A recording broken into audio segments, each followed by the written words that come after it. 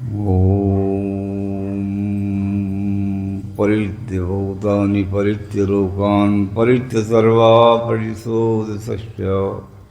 उपस्थाय प्रथमजामृतश्च आत्मनात्मानम् अविशं विवेश। ॐ ममाग्नेवर्चो विवेशवस्तु वयं तिन्दानां तन्नं पिषेम मह्यं नमन्तां परिसश्चतस्रः त्वयाध्यक्षेण पितना जयेम त्वयाध्यक्षेण पितना जयेम। ॐ समस्य मन्यवेदिषो विश्वानमन्ति कृष्टयः समुद्रायैव सिन्धवः तं च सोमनो वसो जीवात्म नमरामहे प्रियस्तो त्रो वनस्पतिः। ॐ शान्तिः शान्तिः शान्तिः। ॐ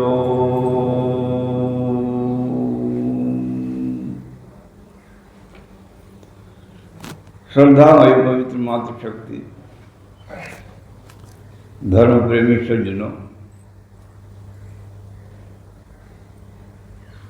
वेद ज्ञान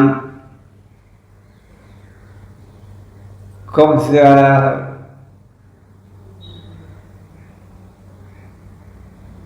ये बहुत बार प्रश्न किया जाता है। क्यों? क्योंकि अन्य जो मतांतर हैं उनकी एक अवधि है कि वो कब से चले, वे कब से चले। ईसाई के प्रादुर्भाव होने के बाद ईसाई मत चला और बोलते हैं, आप बोलते तो हैं, अभी भी तो है क्या है कि ये 26 है, 2026 है, अर्थात निश्चित है कि इतना वर्ष हुआ ईसा को। इसके बाद मोहम्मद साहब आए, उनका भी निश्चित है 1445 वर्ष लगभग उनको हो गए।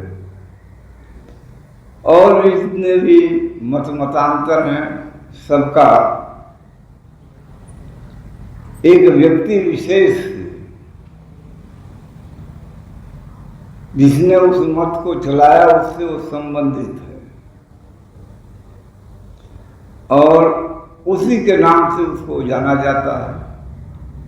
किंतु वेद तो सनातन है। ये तब से है जब से सृष्टि है। जब सृष्टि बनी तो बिना ज्ञान के व्यवहार कैसे होगा, इसके लिए आवश्यक था कि परमात्मा ने सृष्टि के साथ ही वेद का ज्ञान भी दिया और उसको समझाने के लिए बहुत बार विषय आता रहता है कि हमें उदाहरण क्या देना चाहिए, क्या हम बताएं जिससे समझने वालों को कठिनाई नहीं हो। तो उन्होंने देखा कि जो प्रत्यक्ष दिखाई देता है उसी का उदाहरण दिया जा सकता है। जैसे आप गणेरिया है, गणेरिया के बच्चे से यदि आप ये कहेंगे कि एक भेड़ एक पाव दूध देती है तो 50 भेड़ कितने दूध देगी? 50 पाव हो गया, ठीक है। किंतु यदि उससे ये कहेंगे आप कि एक भैंस 20 किलो दूध देती है तो 50 भैंस कितने दूध देगी? तो अब उसके समझ में ये तो बिल्कुल गलत है, क्योंकि 20 किलो तो दूध दे रहे, 20 किलो की तो हमारी भेड़ है, उसके समझ में नहीं आएगा, उसको तो बिल्कुल आश्चर्य में डूब जाएगा। अरे ये तो झूठा, ये झूठ बोलने लगे हैं लोग, तो बीच में ही खड़ा हो जाएगा कि नहीं ये असंभव बात है, क्योंकि वो एक पाव दूध देते उस भैंस को, अपनी जो भैंस है, मेरा जो भेड़ है उसको देखता है। इस प्रकार से परमात्मा ने हम लोगों के सामने एक प्रस्तुत किया। क्या प्रस्तुत किया? पुरुष की। अब इसीलिए इस पुरुष सूक्त का पाठ होता है, क्योंकि आपने सुना होगा ध्यान से, पुरुष शब्द बहुत बार आया है। पहले शुरू होता है सहस्र शीर्षा पुरुष, सहस्राक्षर सहस्रपाद, सहस्र शीर्षा पुरुष। पुरुष जो है क्या है? सहस्र शीर्षा, हजारों सिर वाला है, और सहस्राक्षर और हजारों आंख वाला है। यहाँ हजारों आंख और ये 1000 शब्द जो है ये क्या है? ये संख्यावाचक नहीं है, ये तो बहुत्ववाचक है। यदि संख्यावाचक हो जाएगा तो समस्या खड़ी हो जाएगी। क्या खड़ी हो जाएगी? कि जब 100 सिर हैं तो सहस्त्र, 1000 सिर हैं तो कम से कम 2000 आंख होनी चाहिए, क्योंकि एक सिर में 2 आंख कोई नहीं। सहस्र शीर्षा पुरुषा सहस्राक्षर, सहस्र आंख है, किंतु ये संख्यावाचक नहीं है, ये बहुत्ववाचक है। और बहुत्ववाचक में नहीं, चारों तरफ उसकी आखिरी आंख, विश्वतः चक्षुर तो विश्वतो मुख, विश्वतो बाहु तो विश्वतः पाद, समबाहु ज्ञान दमति संपतत्रयी द्यावा भूमि जनयन देव एक। वेद कहता है विश्वतः चक्षु, वो चारों तरफ उसकी आंख है, और विश्वतः पाद, चारों तरफ उसके सब पादों के विश्वाभूतानी, ये सारे के सारे जो है ये भूत जो है उसके पैर के तुल्य हैं, पैर के बहुत सामान्य। इस प्रकार से समझाने के लिए वेद में इस प्रकार का उदाहरण प्रस्तुत किया जाता है, और उन उदाहरणों के द्वारा बताया जाता है। हमारे यहाँ बहुत बार उदाहरण देते रहते हैं, वेद में भी आता है कि धन जो है साधन है, साध्य नहीं है। इसके द्वारा हम अपने संसार के कार्यक्रम को चला सकते हैं, और ये आवश्यक भी है। क्यों? धन आवश्यक है, किंतु धन सब कुछ नहीं है, ये साधन है। गाड़ी पर आप बैठ गए तो गाड़ी तो पहुंचाने का साधन है, किंतु गाड़ी में बैठे ही रहेंगे आप तो कहाँ रहेंगे? जहाँ बैठे थे वहीं के वहीं रहेंगे। इसलिए बहुत सारी चीज़ों को समझाने के लिए उदाहरण ऐसे दिए जाते हैं। अभी पिछले दिनों एक बहुत सामान्य सा उदाहरण प्रस्तुत आया, सामने आया, देखने में आया कि जब धन हो गया अहंकार नहीं आए तो बहुत अच्छी बात है, नहीं तो थोड़ा थोड़ा धन का तो धन की गर्मी बड़ी होती है, हो जाता है। जिसको नहीं आया वो सुग्रीव जी से कहना, रामचंद्र जी से कह रहे हैं कि जिसको ये नहीं हो वो तुम्हारे समान होगा। भगवान रामचंद्र से सुग्रीव कह रहे हैं कि यदि जब थोड़ा सा धन मिल गया तो भूल गए, तो देखा कि तो मैं विषय अवश्य श्रीमुन स्वामी, मैं तो भूल ही गया था। और जो नहीं भूलता वो आप जैसा होता है, हमारे लोग तो भूलते ही रहते हैं। तो ऐसे ही वो भूल गए। तो उसे एक उदाहरण है कि एक अपने बड़े धनी थे बेचारे, और धनी थे तो उनके मन में अहंकार जो स्वाभाविक था, तो वो थोड़ा सा मांस के प्रेमी थे, वो मांस खाया करते थे। किंतु उनके मन में था कि मैं एक ऐसा नौकर रखूंगा, एक काम मैं बताऊं तो दूसरा काम वो बिना बताए करके लाए। नौकर आते थे, वो काम बता देते थे कि ये काम करो भाई, वो बेचारा करके लाता था। फिर वो बताते थे कि दूसरा बताओ क्या करके लाए तुम। अब उसको क्या पता क्या है, वो उसका वेतन दे करके उसको विदा कर देते थे, चलो तुम अयोग्य। ऐसे बहुत सारे आते, जब बताए नहीं तो करके क्या लाए। किंतु एक बहुत चतुर व्यक्ति आ गया उनके पास, उन्होंने कहा कि भाई मांस लाना। उन्होंने कहा जी लीजिए आप। गया वो मांस खरीद करके गया। उन्हें कहा दूसरा काम क्या किया, तो उन्हें कहा दूसरा काम तो मैं शराब लाया हूँ, क्योंकि मांसाहारी को तो शराब चाहिए ही चाहिए। तो उन्हें कहा अरे ये तो बड़ा अच्छा नौकर है। तो फिर जब वो प्रसन्न हुए तो उन्हें कहा नहीं इतना ही नहीं, मैं तीसरा भी करके लाया हूँ। उन्हें कहा तीसरा क्या करके लाया भाई। उन्हें कहा कि जो मांसाहारी है, शराबी है, वो तो वेश्यागामी तो होगा ही हो। क्या वो वेश्या भी मैं ले आया हूँ साथ साथ। उन्हें कहा अच्छा, तो वेश्या भी ले आया। फिर उन्होंने कहा कि ठीक। उन्हें कहा ऐसा नहीं जी, मैं चौथा भी करके लाया हूँ। उन्हें कहा चौथा? उन्हें कहा चौथा क्या करके लाया हो?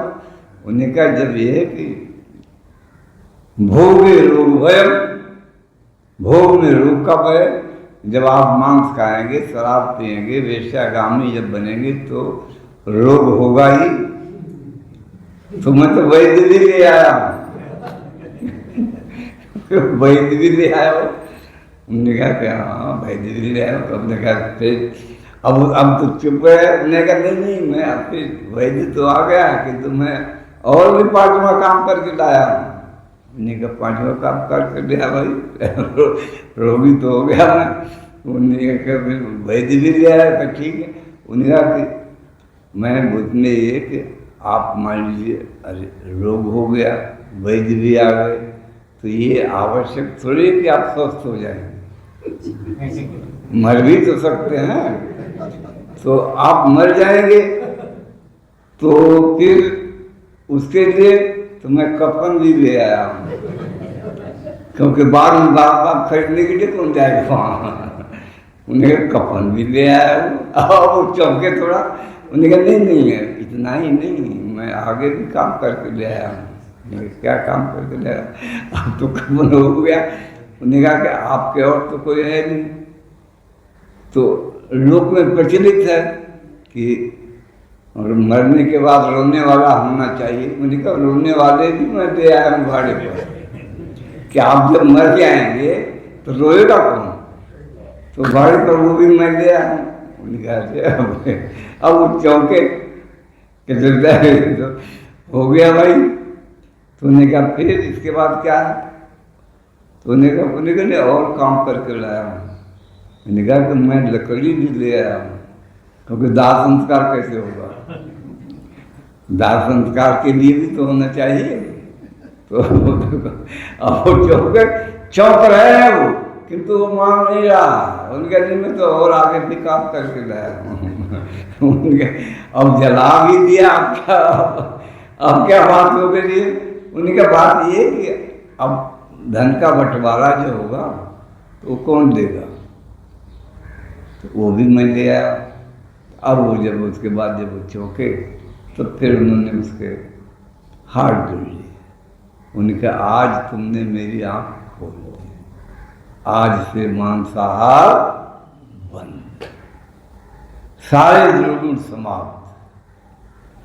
तो कभी कभी दृष्टांतों के द्वारा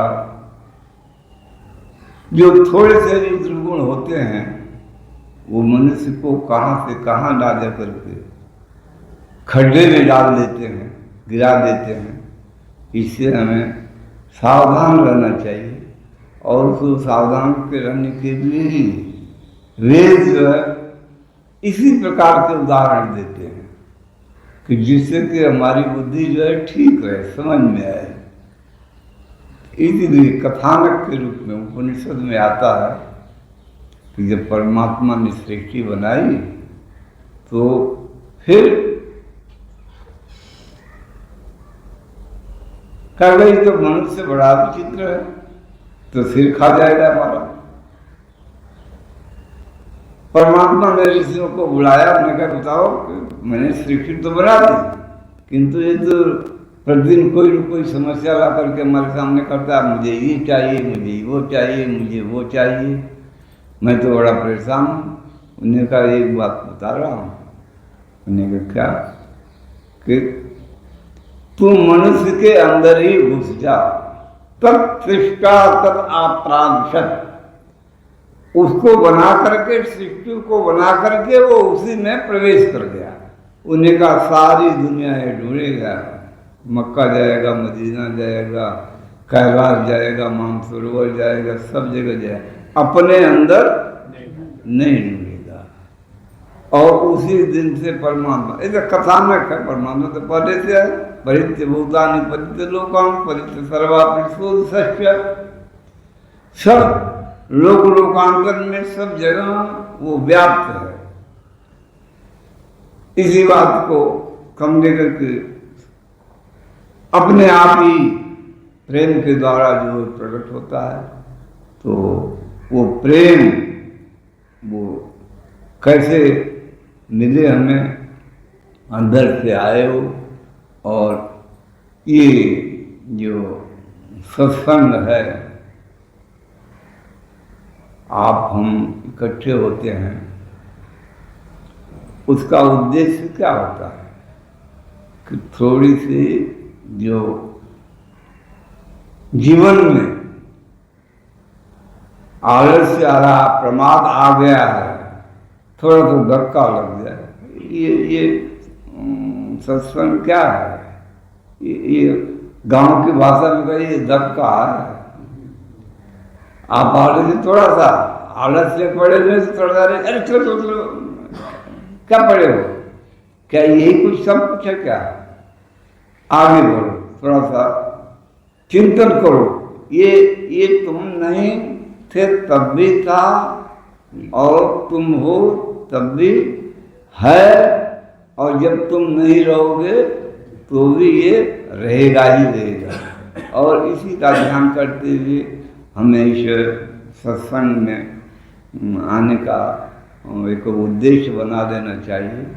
और तभी जो है हम इस संसार को, संसार तो कैसे छूटेगा, क्योंकि संसार तो मन में है। मन में से संसार निकले तो आपकी चिंता दूर हो, परमात्मा आप सबको ऐसी शक्ति दे कि मन में जो संसार बैठा हुआ है वो निकल जाए। ओम श्री ओम जय जय ओम श्री ओम श्री ओम जय जय ओम श्री ओम श्री ओम जय जय ओम श्री ओम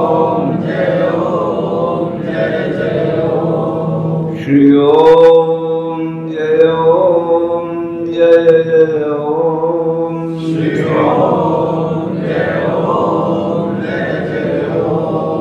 श्री ओम जय जय ओम श्री ओम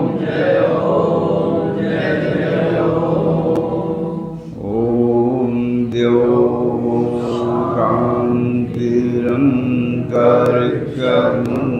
शांति इति शांतिरापः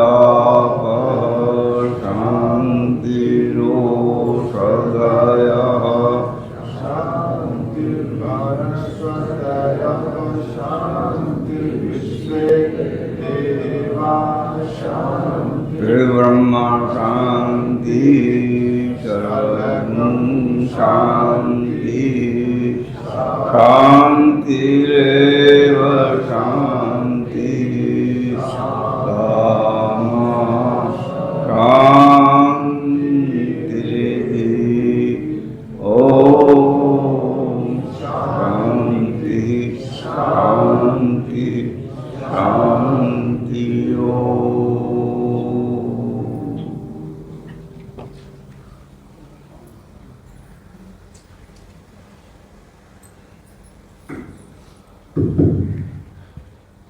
रोचक के उपरांत कुछ सूचनाएं देते हुए हर्ष हो रहा है